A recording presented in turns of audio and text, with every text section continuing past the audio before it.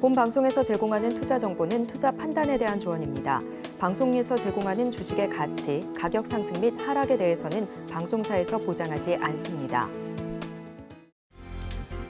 실시간 정부 브리핑입니다. 정부의 기업가치 재고계획 기대 등으로 올해 상반기 외국인이 사들인 국내 주식이 22조 9천억 원으로 역대 최대를 기록했습니다.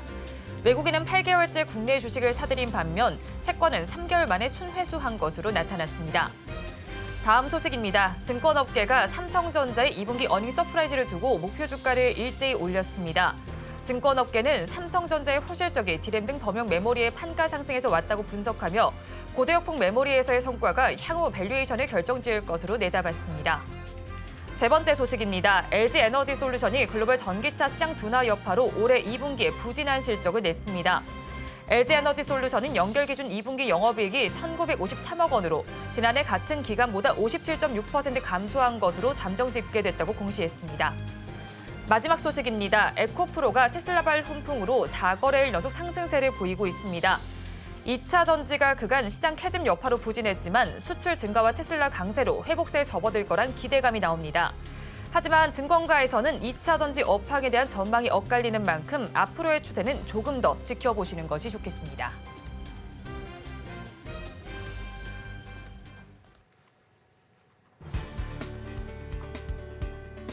오늘장 내일장 일부 시황으로 문 열겠습니다. 먼저 미국의 경제 지표부터 살펴보도록 하겠습니다. 미국 비농업 고용지수가 시장 예상치를 상회했습니다. 그렇지만 조금 더 디테일하게 한번 들어가 보도록 할게요. 일단 보이시는 것처럼 시장 예상치는 19만 1천이었습니다. 그런데 이것을 소폭 상회하는 20만 6천을 기록했는데 조금 더 디테일하게 한번 살펴봤더니 4월에서 5월 고용 증가폭이 대폭 하향 조정되면서 결국에는 3개월 평균이 17만 7천 명까지 뚝 떨어졌다라고 볼 수가 있었습니다. 그러니까 통계 쪽에 있어서 조금은 오류가 있었다라고 정리를 해볼 수 있을 것 같습니다. 이뿐만이 아니라 정규직은 떨어졌고요. 그리고 파트타임은 늘어나게 되면서 고용의 질도 좋지 않구나라는 것을 알아갈 수가 있었습니다. 그리고 함께 발표가 됐던 실업률도 살펴보도록 하겠습니다. 미국 실업률이 예상치를 상회하면서 2년 반 만에 최고치를 기록했다라고 나왔는데 시장 예상치는 4%였는데 4.1%를 기록하게 됐습니다. 이런 노동 지표들 살펴봤을 때 세계 최대 자산 운용사인 블랙록에서는 이번 고용 보고서가 9월 금리 인하 가능성을 유지시켰다라고 평가를 했습니다. 그리고 함께 떠올랐던 것이 또 파월이었는데 이번 주에 파월 발언이 있을 예정이잖아요. 과연 비둘기파적으로 나올 수 있을지 기대가 됩니다. 예상 밖의 노동 시장에서 약세를 보이면 반응할 것이다라고 했는데 반응을 할지도 지켜봐 주시면 좋을 것 같습니다. 자, 이런 여러 가지 이슈 받아서 9월 금리 인하 가능성 일주일 만에 64%에서 77%까지 강하게 치솟는 움직임 가져갔고요. 이 때문에 미증시 3대 지수 일제히 상승 마감했고 뿐만이 아니라 나스닥과 S&P 500은 또다시 사상 최고치를 경신했습니다. 자, 그러면 우리 시장으로 한번 들어가 보도록 하겠습니다. 오늘 우리 시장 모두 강보합으로 출발했고요. 지금 현재도 상승부를 켜내고 있습니다. 코스피는 지금 현재 강보합권에 머물러 있는데 일단 지수 흐름부터 살펴보도록 하겠습니다. 오늘 코스피 강보합 출발했습니다. 그리고 보이시는 것처럼 장중 한때 하락 전환하기도 했습니다만 다시금 계속해서 힘을 내주고 있는 모습입니다. 오늘 시가총액 상위주들이 혼조세를 보여주고 있습니다. 이 가운데 개별 이슈가 붙은 종목들이 강세를 보여주고 있는데요. 일단 먼저 첫 번째 이슈 5천억 원 규모의 선박 수주 소식을 전했던 HD 한국조선해양으로 인해서 HD 현대미포와 HD 현대중공업까지 강한 상승 탄력을 보여주고 있습니다. 이뿐만이 아니라 효성중공업도 장중 한때 6% 넘게 강하게 치솟기도 했는데요. 노르웨이와 3,300억 원 규모의 초고압 변압기 공급 계약을 맺었다라는 이야기 있었기 때문입니다. 그리고 두산 에너빌리티는 장중 한때 두 자릿수 강한 상승 탄력을 보여주기도 했는데요. 제철소에 AI 기술을 적용한다라는 이야기 꺼내놨습니다. 자, 그러면 수급으로 이동해 보도록 하겠습니다. 오늘 기관과 외국인 다른 포지션을 취하고 있습니다. 있습니다. 특히 외국인 같은 경우에는 4거래일 연속해서 매수세를 보여주고 있는데요. 가장 많이 사고 있는 종목이 삼성전자입니다. 그런데 삼성전자에 관해서 기관은 매도세를 펼치고 있다는 거 체크해드리면서 코스닥으로 넘어가 보도록 하겠습니다. 오늘 코스닥 강보합 출발했습니다. 그리고 지금 현재 계속해서 고점을 높여가고 있습니다. 무려 1% 넘게 강하게 치솟고 있는 모습이네요. 오늘 에코프로 BM이 장중 한때 6% 넘게 그리고 에코프로 장중 한때 9% 넘게 강하게 오름세를 보여주면서 쌍두마차 역할을 아주 잘 해주고 있습니다. 테슬라발 이슈가 있었죠. 이 테슬라가 8거래일 연속 상승세를 보여주면서 올해 상승률이 드디어 플러스 전환하는 데 성공을 했습니다. 일단 이번 달 말에 나올 2분기 실적 좋을 것이다라는 기대감뿐만이 아니라 8월 8일에 자율주행차 로보택시에 대한 기대감도 모아지고 있죠. 그래서 2차 전지 에코프로 그룹주도 괜찮은 흐름 가져가고 있는 데다가 자율주행 관련 종목들 중에서 이 넥스트칩과 라이콤도 상승세 보여주면서 지수 상승을 견인하고 있습니다. 그리고 실리콘투 장중한 때 6% 넘게 급등세를 보여줬는데요. 아마존이 곧 할인 행사 프라임데이를 진행할 예정입니다. 이 프라임데이는 사실 아마존의 매출에서 매우 큰 부분을 차지하고 있고요. 작년 같은 경우에는 이 프라임데이 행사 때 사상 최고치의 역대 매출을 기록했다라는 거 전해드리도록 하겠습니다. 자, 그러면서 수급으로 이동해 보도록 하겠습니다. 기관은 5거래일 연속해서 매도세를 보여주고 있습니다. 그리고 앞서 말씀드렸던 실리콘투를 가장 많이 순매도하고 있는 것으로 보이고요. 반면에 외국인은 최근 7거래일 중 6거래일 동안 매수세를 펼치고 있다라는 거 알려드리면서 섹터로 이동해 보도록 하겠습니다. 오랜만에 음식료 업종으로 한번 들고 와 봤습니다. 그리고 증권가에서 긍정적인 있었던 이야기도 꺼내보도록 할게요. 증권가에서 사조 대림 영업이익 올해 50%까지 강하게 급증할 것이다 라고 이야기를 꺼내놓으면서 TP를 16만 원, 그러니까 2배가량 상향 조정하는 움직임 가져갔습니다.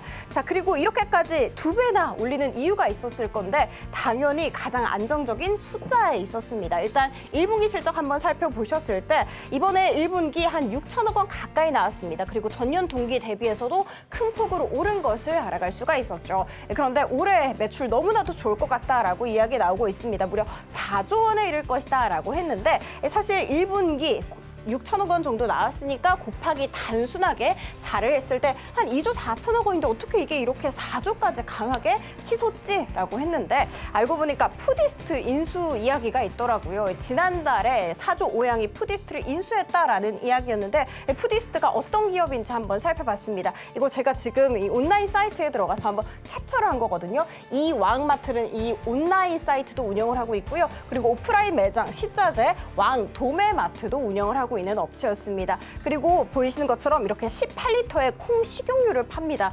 대용량 물건들을 판매하는구나라는 것을 알아갈 수가 있었고, 그리고 식자재 왕이라는 이 PB 브랜드, 그러니까 자체 브랜드도 갖고 있는 것이 바로 푸디스트였습니다. 그러면 이 두 기업의 인수로 인해서 어떤 시너지가 날 수 있을 것이냐라는 무렵에 증권가에서는 일단 이렇게 푸디스트, 이왕마트처럼 원재료를 통합해서 구매할 수 있는 것이 굉장히 긍정적일 것이고, 그리고 PB 브랜드도 갖고 있잖아요. 그래서 제조 역량도 강화될 것이고, 그리고 나아가서는 유통 채널도 확장될 수 있을 것이다라는 이야기 나오고 있습니다. 자, 이런 여러 가지 소식들 받아서 요 며칠 쉬어가던 음식료 업종 강한 상승 탄력 나오고 있고요. 그리고 사조 그룹주 정말 강하게 불타고 있습니다. 자, 그러면 종목 흐름 살펴보도록 하겠습니다.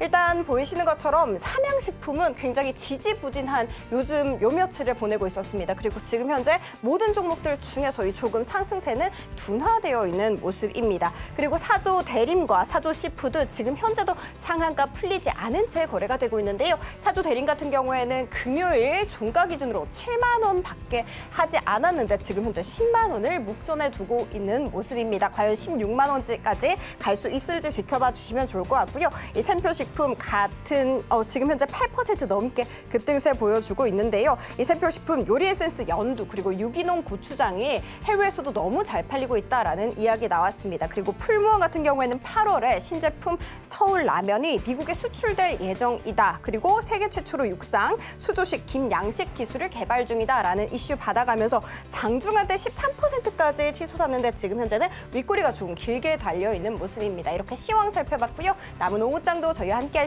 하시면서 현명한 투자 전략 세워가시기 바랍니다. 지금까지 시황센터 장은이었습니다.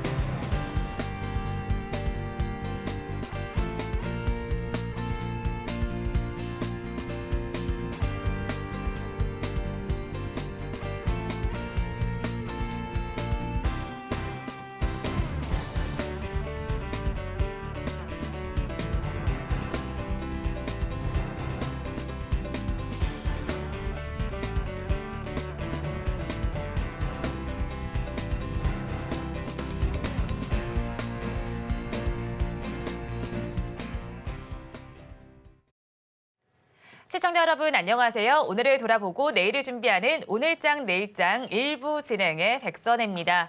외국인 투자자들 올해 상반기를 기준으로 우리 시장을 역대 최대로 사들이는 모습이 나타났습니다. 최근의 기조를 살펴봐도 이 현선물 시장 모두에서 4거래일 연속 매수 기조를 펼쳐주고 있습니다. 우리 지수 흐름도 살펴보니까요. 코스피 지수 연중 최고점을 경신한 이후에 오늘은 빨간불과 파란불 오가면서 켜고 있고요. 코스닥 지수의 상승 탄력이 더 긍정적으로 오늘은 나타나고 있습니다. 추세선 기준으로 봐도 회복하는 기조가 코스닥 시장에서도 나타나고 있습니다.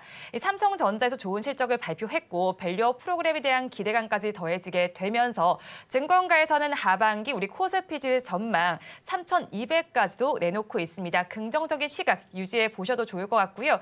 이번 주에도 이벤트들이 예정이 되어 있습니다. 미국에서는 CPI와 PPI가 나란히 발표될 예정이고요. 우리나라에서는 금융통화위원회가 예정되어 있습니다. 이 일정들 저희 방송 통해서 체크를 해보시기 바랍니다. 저희 방송은 유튜브를 통해서도 보실 수 있습니다. 유튜브 검색창에 서울경제TV라고 검색하시면 저희 방송과 함께 하실 수 있으니까요. 많이 참여해 주시기 바랍니다. 7월 8일 월요일입니다. 오늘장 내일장 일부 본격적으로 출발합니다.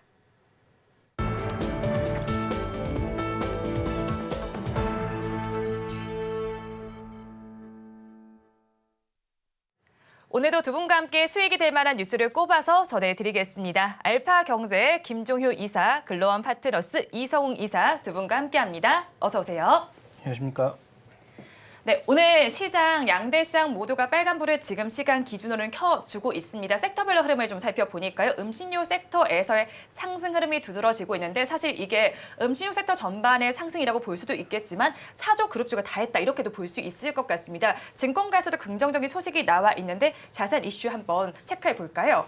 네, 일단 뭐 사조그룹과 관련된 이슈는 뭐 조금 전에 캐스터께서 또 잘 언급해 주셨습니다만 지금 뭐 M&A와 관련된 부분, 그 다음에 우리가 주목해 볼 포인트는 결국은 시장에서 이들 종목이 수출이라든지 아니면 여러 가지 모멘텀을 기준으로 해서 실적이 되고 개선되고 있다는 게 핵심이죠. 삼양식품이나 뭐 농심은 다 아실 거고 과거에 오리온은 이미 화려했다가 최근 들어서는 오히려 그 화려함이 조금 둔화된 상황이라고 봐야 될 것 같고요.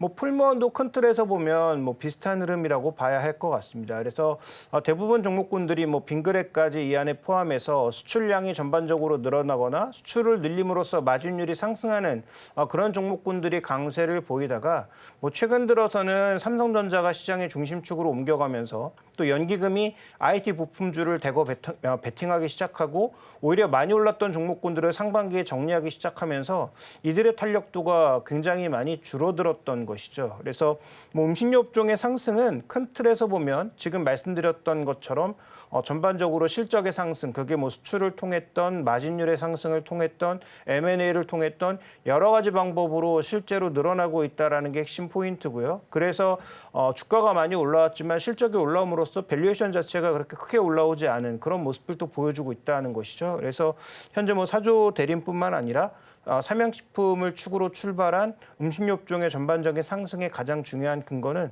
거기에 있다라고 보시면 될 것 같습니다.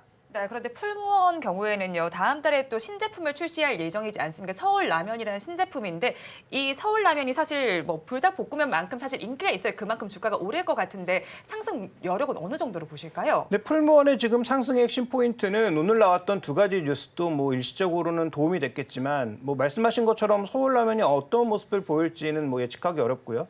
그다음에 만약에 뭐 히트 상품을 쫓아야 하는 형태로 간다면 뭐 2등을 면치 못하기 때문에 그것도 큰 의미 없다고 보고 있습니다. 그래서 뭐 이미 매운 라면은 여러 가지 나와 있지만 그 어느 것도 불닭볶음면 같은 효과는 내지 못하고 있는 상황인 거고요.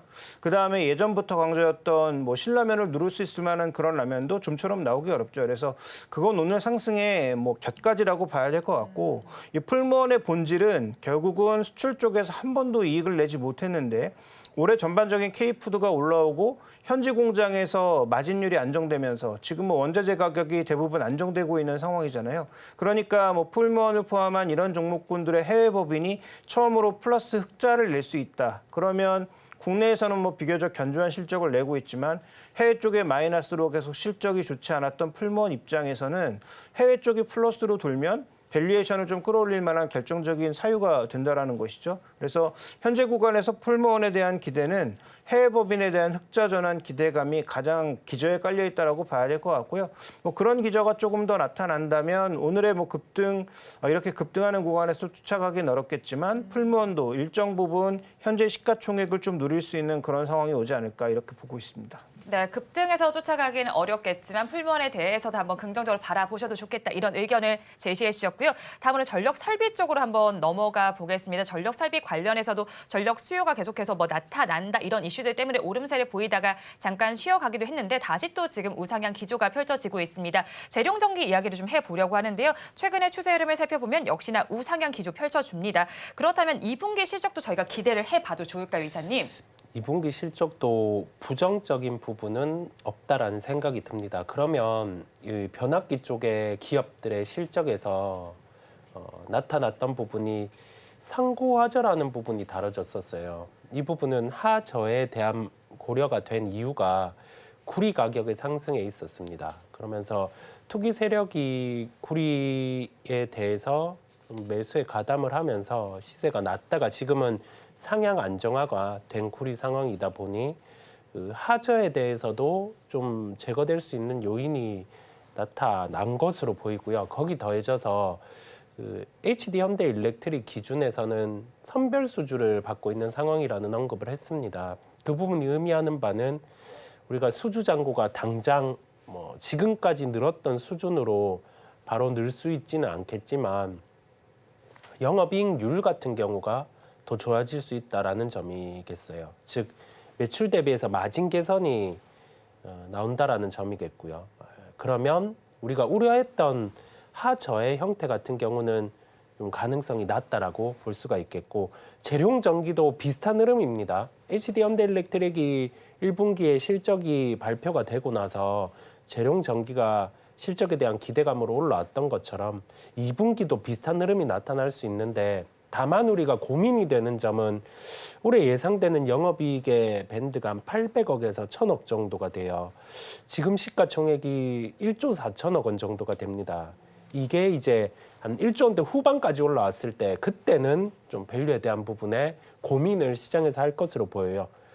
그럼에도 불구하고 지금 한 1조 4천억 정도 거래가 되고 있다 보니까 뭐 가깝게는 2분기 실적을 놓고도 반응을 할 수 있고 하반기에 대한 아까 말씀드린 상고하저에 대한 부분도 약간 제거되는 형태가 나왔음에 따라서 한 1조 원대 후반까지는 그래도 열어두고 좀 대응을 할 필요가 있음을 말씀을 드립니다. 네, 1조 원대 후반까지 재룡전기 살펴보면 좋겠는데 최근에 수급 흐름을 좀 살펴봐도요. 뭐 사고 팔고 하고는 있지만 외국인 투자자들이 꾸준히 좀 발을 넣어주는 모습이거든요. 네. 여기서 개인 투자자분들이 투자 힌트 얻어볼 수가 있을까요?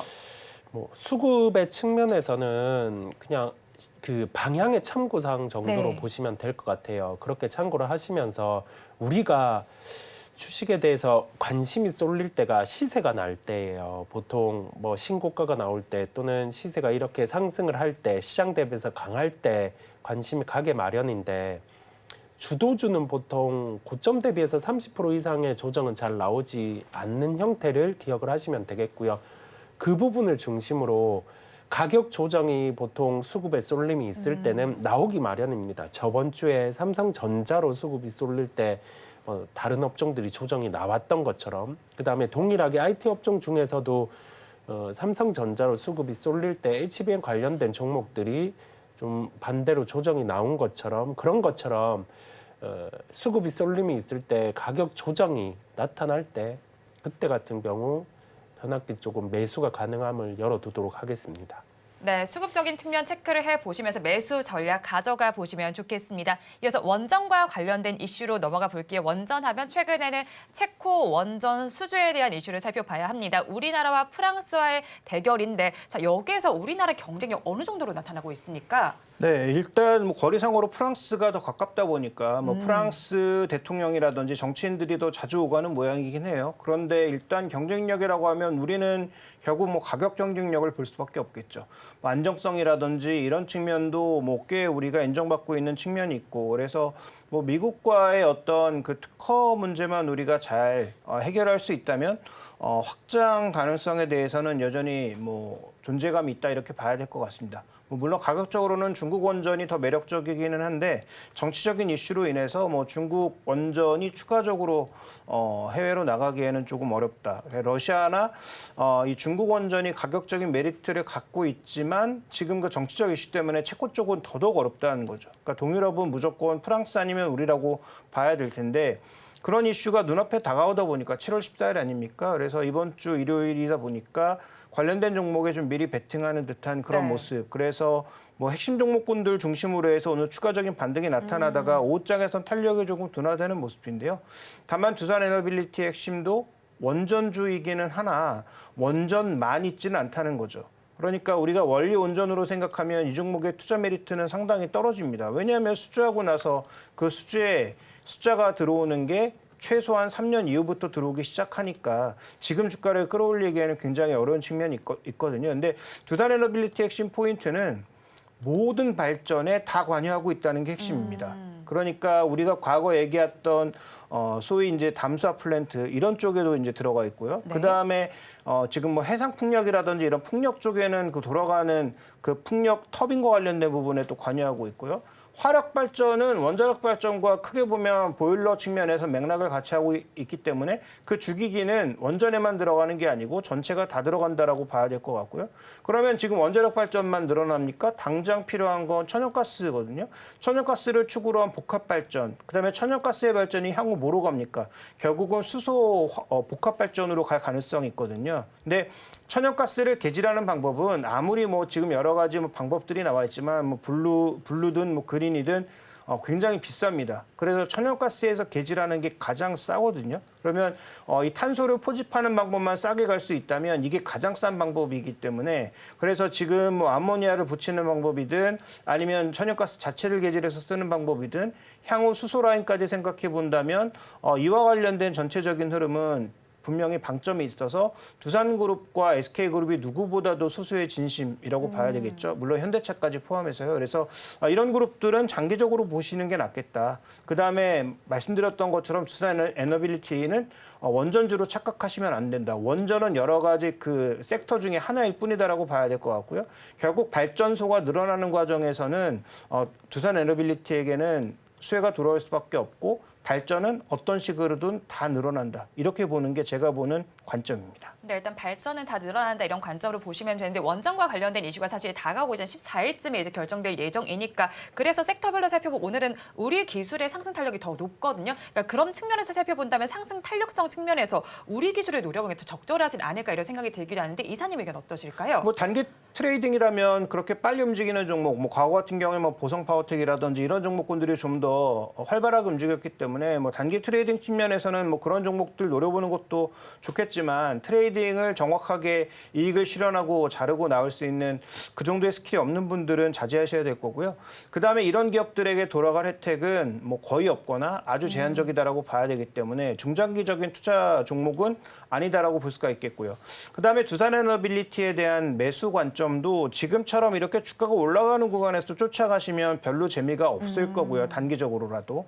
그러면 오히려 저는 7월 14일 날 우리가 설사 체코에서 실패했을 때 급락이 나오면 네. 그럴 때는 우리 기술 같은 종목을 노리는 게 아니고 급락이 동일하게 나올 때는 두산에너빌리 같은 종목을 노리는 게 전략적 접근에선 충분히 메리트가 있는 거죠. 그래서 저는 오히려 7월 14일 날 뭐 체코 원전 수주가 되지 않는다고 하더라도 장기적으로 뭐 SMR도 있고 여러 지역에 추가 원전이 건설될 것이기 때문에 체코 원전 하나 못하는 건 뭐 아무것도 아니다. 그래서 오히려 체코 원전으로 주가가 급락한다면 그때 두산에너빌리티 같은 종목군들은 매수의 기회가 될 것이라고 보고 있습니다. 네, 일단 체코 원전 결론이 나오진 않았습니다만 결론이 혹시 우리 쪽으로 나지 않는다면 급락할 가능성이 있습니다. 그럴 때는 두산 에너빌리티 매수 관점을 바라보자 이렇게 정리를 해주셨고요.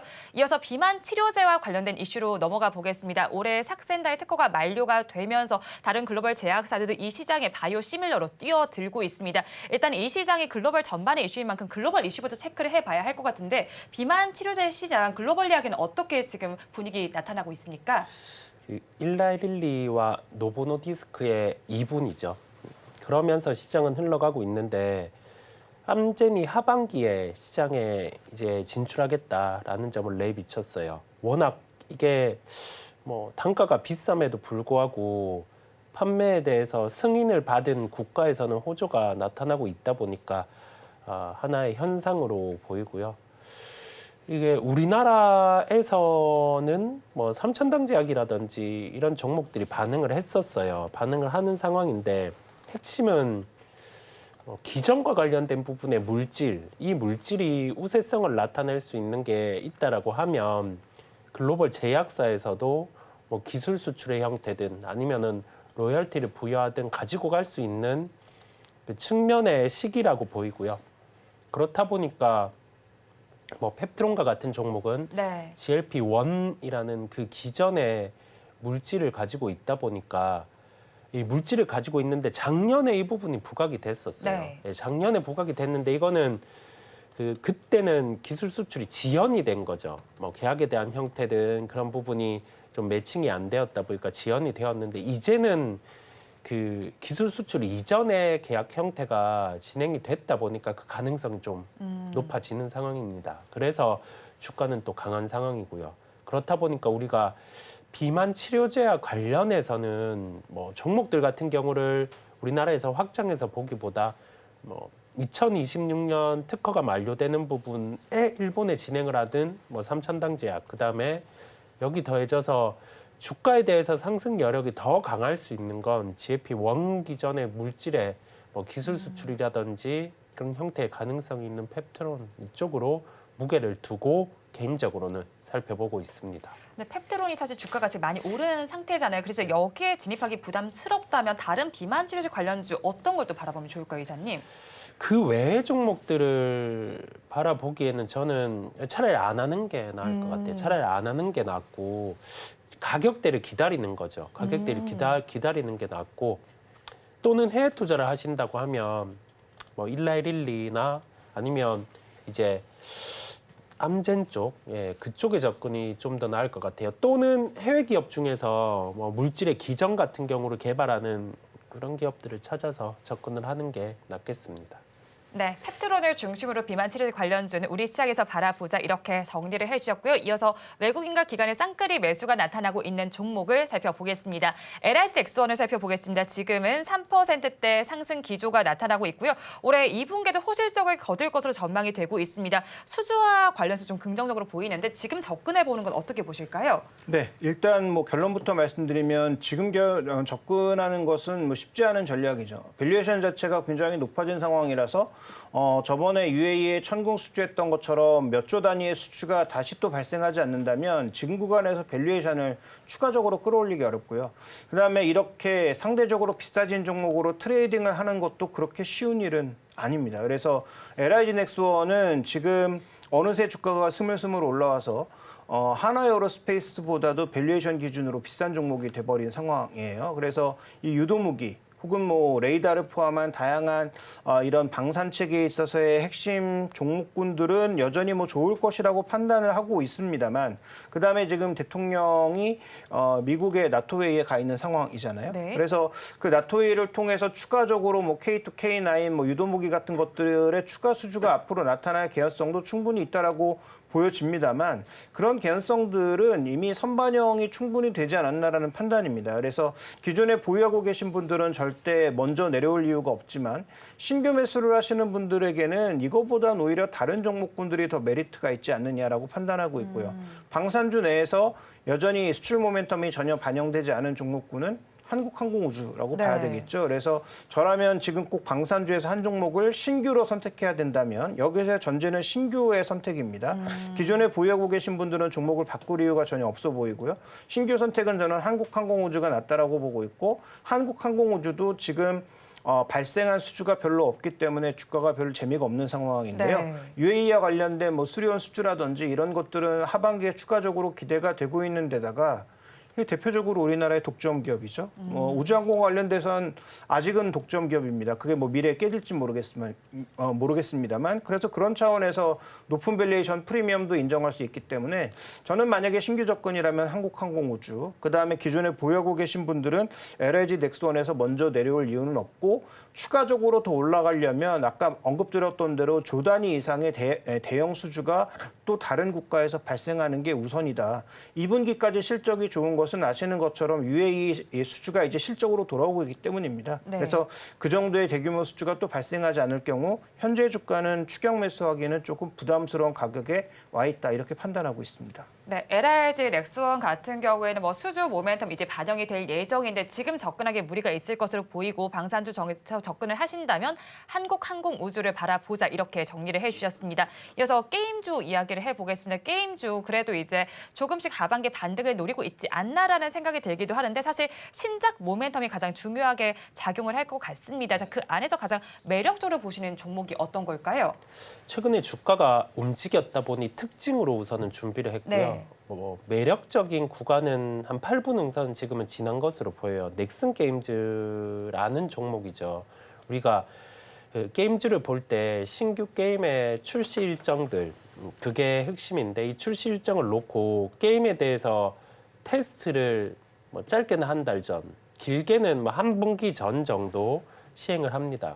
그래서 이번에 넥슨 게임즈의 신규 게임은 스팀용으로 출시가 됐어요. 그렇다 보니까 이게 동접자 수 같은 경우를 시장에 지표로 놓고 살펴보는데 이 게임의 특성상 그 해외 유저들이 많습니다. 해외 유저들이 많다 보니까 보통 우리나라 시간 기준 오후 10시가 되면 미국은 아침이잖아요. 네. 그러면서 아침에 활동을 하고 일어나서 게임을 좀 타이트하게 하는 참여자들은 우리나라 시간 기준 오후 11시 정도 지났을 때 본격적으로 좀 게임을 하는 것으로 보여요.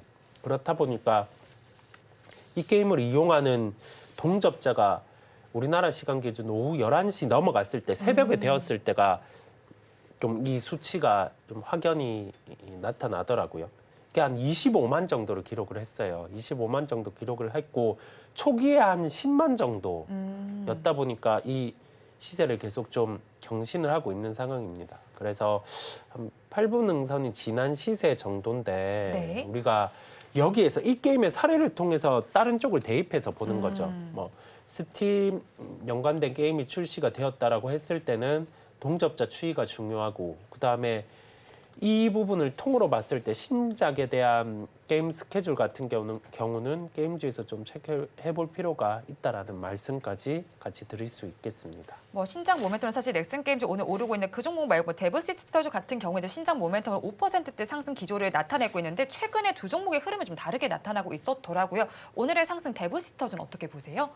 데브시스터즈는 좀 아쉽게 올라간 거죠. 신작 게임이 출시하고 바로 그 스마트폰과 관련된 랭킹들을 상위를 바로 찍었어요. 네. 해외 쪽에 상위 랭커를 바로 찍다 보니까 주가도 고점을 찍고 밀렸죠. 순위가 밀리면서 같이 밀린 상황인데 아마 실적 시즌에 돌입을 했을 땐 다시금 주가 반응은 할 수 있을 거예요. 할 수 있을 텐데 그 2분기 외에 이제 3분기에 반영이 되는 거죠. 그렇다 보니까 지금은 공격적인 접근보다는 약간은 다음 실적 시즌을 기다리는 그런 대응들 그게 나을 것으로 보입니다. 네, 일단 데브시스터즈 관련해서는 다음 실적 시즌을 바라보자 이렇게 정리를 해주셨습니다. 이어서 원픽 섹터로 넘어가 보겠습니다. 이사님 섹터 먼저 살펴볼까 하는데요. 화학 쪽에서 가지고 오셨는데 이 종목이 뭐 에폭시와 관련된 쪽입니다. 에폭시 수지와 관련해서 지역별로 어떤 이슈들이 있을까요, 이사님? 네, 이 국도화학은 에폭시 쪽에서는 글로벌 1위, 캐파 기준으로 글로벌 1위입니다. 그러니까 생산량을 100% 돌리면 뭐 전 세계에서 가장 에폭시를 많이 만드는 업체고요. 에폭시라고 하는 게 가장 쉽게 생각하시면 바닥재 정도 생각하시면 되는데 왜 우리가 카페 가면 뭐 투명하게 이렇게 깔려 있는 바닥재가 있잖아요. 근데 그런 바닥재가 에폭시인데 이 에폭시는 건설 쪽에 쓰이는 게 상대적으로는 부가가치가 떨어집니다. 그런데 국도화학이 최근에 주력하고 있는 에폭시 라인은 저부가라고 할 수 있는 이 건설 쪽, 페인트 쪽 이런 쪽보다는 최근 들어서는 IT, 그다음에 뭐 풍력 이렇게 응용 산업 쪽으로 고부가 쪽으로 옮겨가고 있는 상황이어서 중국 쪽에 줄어드는 시장에 대해서는 그러니까 중국 쪽이 줄어들면서 실적의 변동성이 커진 거거든요. 근데 중국 쪽에 지금 변동성을 줄이기 위해서 상대적으로 고부가 쪽으로 좀 옮겨놓고 있는 상황이고요. 그다음에 지역별로 미국 이슈가 하나 있는데 2분기 실적이 대거 시장 예상치를 상회할 걸로 보입니다. 그 이유는 미국이 지금 아시아 4개국 에폭시 수지에 대해서 상계 관세를 하반기에 지금 부여하려고 준비 중인데 그러다 보니까 국내 업체 쪽에서는 빨리 수출해야죠. 관세 물기 전에 밀어내기 수출을 대량으로 하고 있어서 에폭시 수지의 지금 수출량 자체가 6월 달까지는 폭발할 것으로 보입니다. 네. 그래서 2분기 실적은 시장 예상치를 대량 상회할 가능성이 높고요. 다만 그럼 3분기부터 줄어드는 물량에 어떻게 대응하느냐가 관건일 텐데 그건 이제 인도의 성장이 어떻게 되느냐가 관건이라는 거죠. 인도 쪽이 지금 뭐 주택 시장도 좋고 전체적으로 지금 화학 쪽 시장이 좋아서 로컬 쪽의 업체들의 물량을 감당하지 못해서 내년부터는 순수입국으로 돌아선다. 근데 지금 일부 천연고무가 아니라 합성고무 쪽이라든지 그다음에 이런 에폭시 수지 쪽에서는 아까도 말씀드렸던 대로 이 회사가 업계 탑이기 때문에 만약에 인도가 수입량을 늘리게 되면 국내 업체 쪽으로의 국도학으로의 수주가 충분히 나타날 수 있는 상황이죠. 그래서 이 회사의 주가는 악재를 반영해서 PB 0.3배까지 빠져 있는데 이 업계 1위, 그다음에 2분기 어닝 서프라이즈를 고려한다면 지금의 주가는 조금 저평가돼 있다라고 볼 수 있는 상황입니다. 그러면 전고점인 PBR 한 배 9만 원까지 갈 수 있느냐? 불가능하고요. 중국을 대체해서 인도가 얼마나 성장하느냐가 향후 해답이 되겠죠. 그래서 이 종목에 드릴 수 있는 가격은 PB 0.5배, 기존에 이 종목이 움직였던 레벨의 상단 부근인 PB 0.5배인 4만 5천 원 정도를 목표가로 제시하고요. 매수 가격은 오늘 주가가 좀 올라가고 있는데 올라가는 구간에 쫓아가시기보다는 조금 눌렸을 때 한 3만 8천 원 정도의 구간에서 사시는 게 좋을 것 같고 손절 가격은 3만 5천 원 정도로 비교적 짧게 잡아보겠습니다. 네, 원픽 종목 국도화학에 대한 의견 들어봤습니다. 다음으로 이 이사님께서 가지고 오신 섹터 알아볼게요. 화장품 쪽을 가지고 오셨는데 아마존의 프라임데이 관련해서 화장품주가 다시 주목을 받고 있는 것 같습니다. 이 행사와 관련해서 화장품주들 상승률이 어느 정도로 나타날 수 있을까요? 우선 최근에 고점 대비해서 20% 정도 가격 조정은 나왔었어요. 그리고 나서 다른 유통업체에서 제품이 이렇게 분산이 되다 보니까 실적에 대한 부분이 좀 하반기로 갈수록 안 좋을 수 있다라는 시각인데 그건 이 산업 자체를 잘 모르다 보니까 말씀을 하신 것 같아요. 보통 셀러들은 한쪽의 채널만 이용하지 않잖아요. 네. 이 채널 다양한 채널 왜냐하면 어디서든 팔리면 되다 보니까 다양한 채널을 이용하는데 시장에서 우려하는 거는 좀 잘못된 부분이 있다라는 점을 한번은 좀 인지를 시켜드리고 싶고 올해 예상되는 영업이익이 1,400억 정도 수준이 됩니다. 그러면 우리가 비용을 감안해 보면 이익은 한 1,000억 정도 체력은 나올 수 있어요. 그랬을 때 시가총액이 약 2조 6천억 원 정도 그 이상이겠죠. 이제 주가가 올라서 한 그 정도 6,500억, 7천억 정도 거래가 되는데 2조 5천억 원 이하로 하락하는 건 좀 시장에서 이익 대비해서 시가총액 밸류를 보는 주체 같은 경우는 평가가 좀 절하되구나라서 수급이 들어올 수 있어요.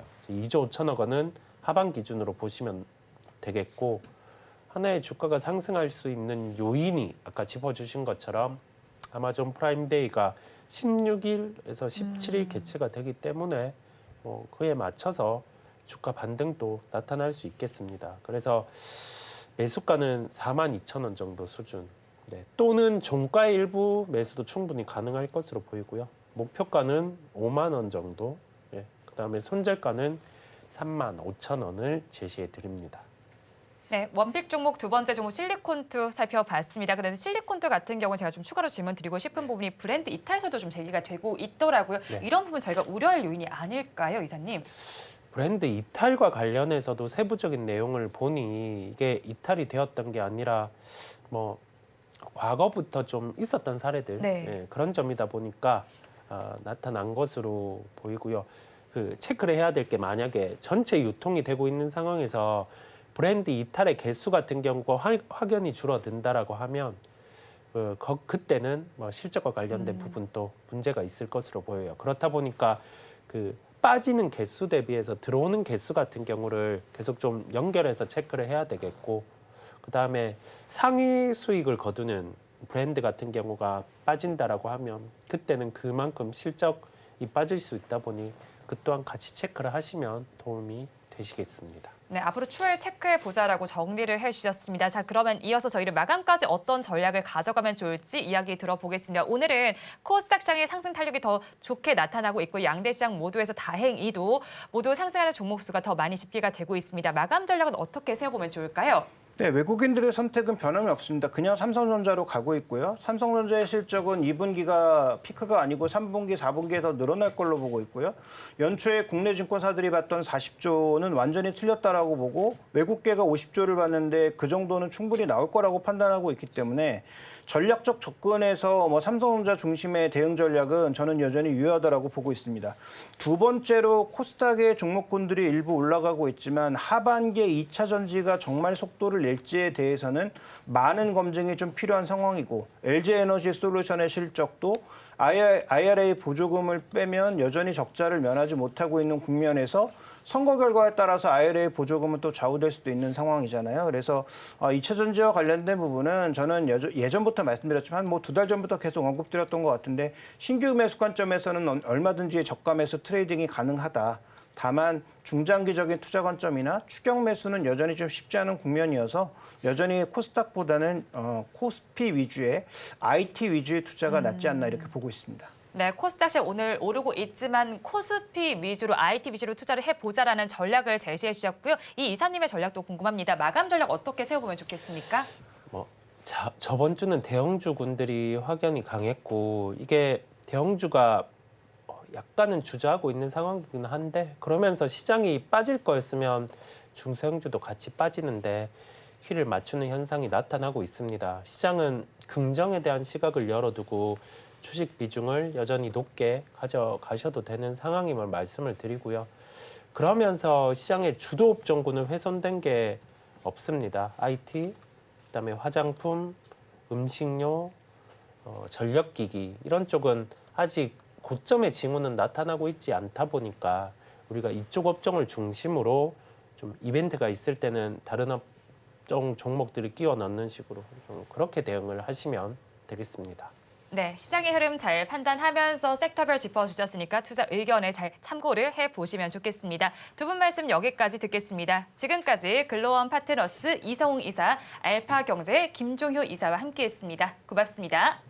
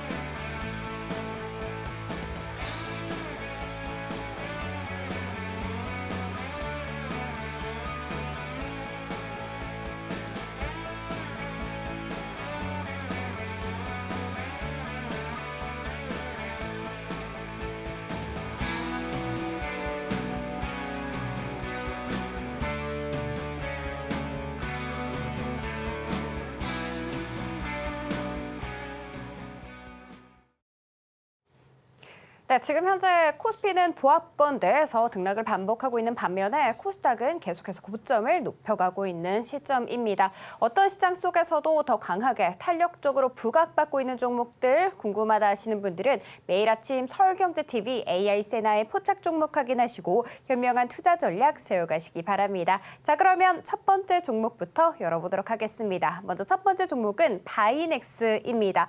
오늘 이 종목 차트와 모멘텀 그리고 신호강도 성적까지 90점 나왔고요. 수급은 85점, 그리고 실적은 75점으로 86점 기록하면서 포지션 가능하다라는 것을 알아갈 수가 있었습니다. 요즘 생물보안법 추진으로 인해서 CDMO 관련 종목들이 상승세를 보여주고 있고요. 그 중에서도 중소형 CDMO 관련 종목들이 급등세를 보여주고 있죠.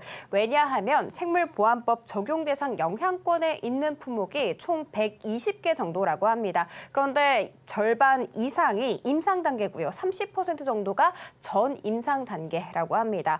그래서 실제 시중에서 시판되는 상업화 제품 CDMO 시장보다도 현재 개발 중인 제품 CDMO 시장에서 교체 수요가 일어날 수 있을 것이다라는 이야기 모아지고 있습니다. 자, 그러면 바이넥스 오늘 어떻게 흐름 흘러가고 있는지 살펴보도록 하겠습니다.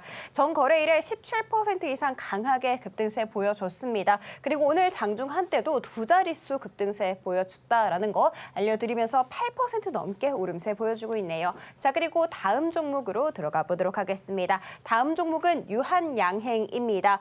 실적과 신호강도 90점 그리고 차트까지 90점 기록했고요. 나머지는 85점 기록하면서 총 점수 88점으로 포지션 가능하다라는 것을 알아갈 수가 있었습니다.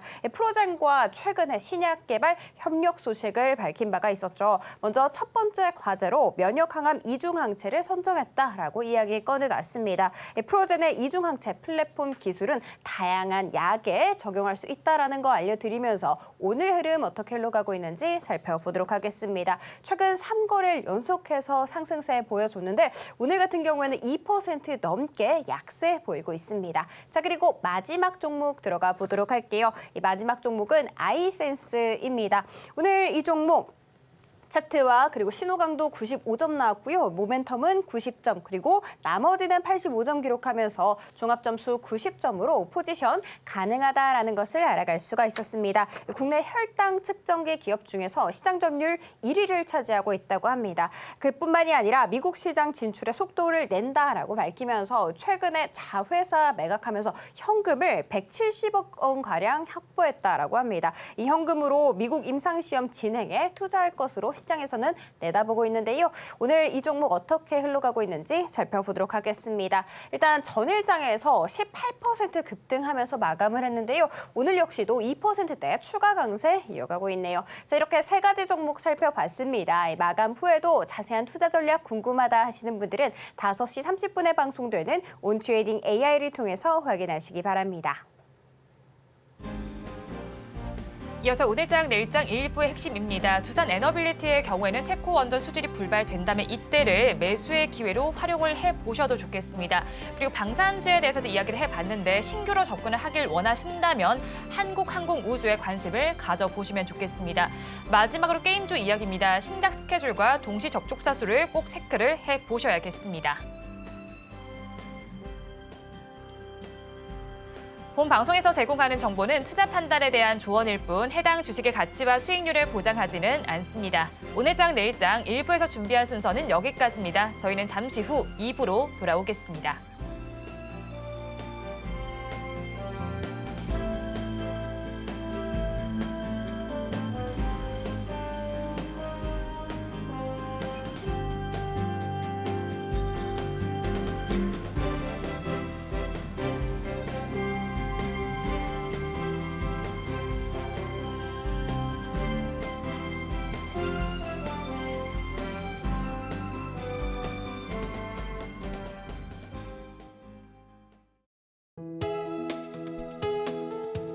본 방송에서 제공하는 투자 정보는 투자 판단에 대한 조언입니다. 방송에서 제공하는 주식의 가치, 가격 상승 및 하락에 대해서는 방송사에서 보장하지 않습니다.